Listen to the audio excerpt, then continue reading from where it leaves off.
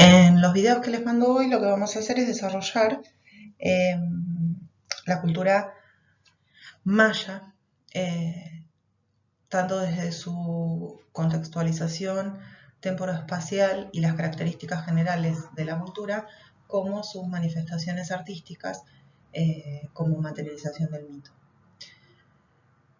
Dentro de lo que es la ubicación geográfica, nos vamos a estar centrando en lo que es, valga la redundancia, Centroamérica. El desarrollo de la cultura maya va a estar sectorizado en lo que es el sureste de México, Guatemala, Belice, Honduras y El Salvador. Se van a desarrollar en todo el territorio distintas ciudades, después vamos a ir analizando a qué se debería, pero hay un indicio de cotradición cultural entre todas esas ciudades o ciudadelas o ciudades-estado, como quieran llamarle, que no es del último periodo anterior a la conquista española, sino que tiene un gran desarrollo cultural que nosotros podríamos estar situando incluso hasta antes del 2000 a.C. Como para que tengan una idea, eso sería el periodo formativo en el que se asientan en la zona distintos grupos culturales reducidos y comienza el proceso de domesticación de plantas y animales que dan inicio a lo que es la cultura en toda la zona. Piensen que desde el 2000 a.C. hasta el siglo XVI después de Cristo vamos a estar en presencia de distintos grupos culturales que le van a ir dando el carácter a la zona y que van a ir adquiriendo cada vez mayores complejizaciones, desde un grupo reducido de recién asentados en el territorio hasta la complejización social, la complejización religiosa, el desarrollo de industria, de arquitectura, de ingeniería, de conocimientos astronómicos. Son distintas complejizaciones que van a llegar hasta el siglo XVI con el desarrollo de la cultura maya. En la imagen que tienen ahí, no sé si las conocían, si no las pueden buscar por internet, les presento una de las cabezas, lo que se conoce como las cabezas gigantes olmecas. ¿Por qué les puse esta imagen? No es precisamente maya, sino que es olmeca, y se las traigo a colación porque hay algunas teorías que indican que los mayas habrían tenido contactos culturales con los olmecas, que es otro grupo presente en Centroamérica, y de ese contacto habrían salido algunas de las características culturales mayas. Por eso los olmecas son anteriores a los mayas. En algún momento cohabitaron el espacio, entonces por eso se las incluyo. Bueno, como organización política, nosotros lo que vamos a tener es, en la generalidad de los casos, un gobernante supremo que hereda el poder del padre, o sea que ahí lo que tenemos es una descendencia patrilineal y que además se sabe que las élites gobernantes, o de donde sale ese gobernante supremo, no permiten la endogamia. ¿Qué quiere decir eso? Que no permiten el matrimonio dentro de las mismas familias o dentro de los mismos clanes, como podría ser el caso de los egipcios, por ejemplo. En el caso de los mayas, lo que indican los vestigios es que son clanes exógamos, que pueden ser tanto los matrimonios entre distintos clanes como entre gobernantes de distintas ciudades, pero siempre hablando de matrimonio dentro de la misma casta o la misma élite. Además, asesorando a ese gobernante supremo, lo que vamos a encontrar en la mayoría de los casos también es un consejo de asesores también aristócratas. ¿Por qué les digo en la mayoría de los casos? Porque se tienen registro de 3 sistemas distintos de gobierno. Uno de los sistemas de gobierno sería la confederación, y de lo que hablamos ahí son de ciudades-estado, cada una con su gobernante supremo, y está emparentado este concepto de confederación con lo que se conoce como entidades galácticas. No piensen en un extraterrestre, sino que de lo que se trataría es que cada ciudad es una especie de ciudad-estado, pero que los gobernantes de cada una de esas ciudades van a estar emparentados.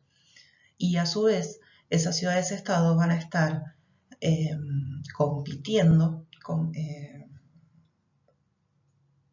todo el tiempo por hacerse con el poder supremo. ¿Para qué? Para que haya una especie de ciudad capital y el resto de las ciudades-estado dentro de esa entidad galáctica va a estar supeditada a la ciudad capital, y en momentos de paz va a ser tributaria de esa ciudad capital. No quiere decir que sea una vivencia pacífica, sino que en la mayoría de los casos van a estar peleándose para ver quién tiene el poder.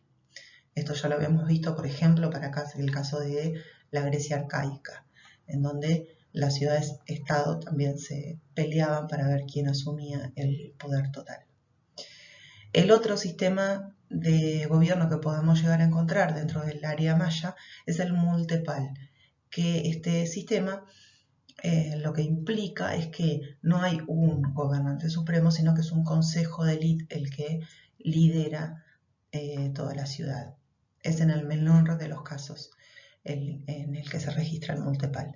Y por otro lado, también lo que vamos a tener, que va a estar ligado a la confederación, es el gobierno unipersonal.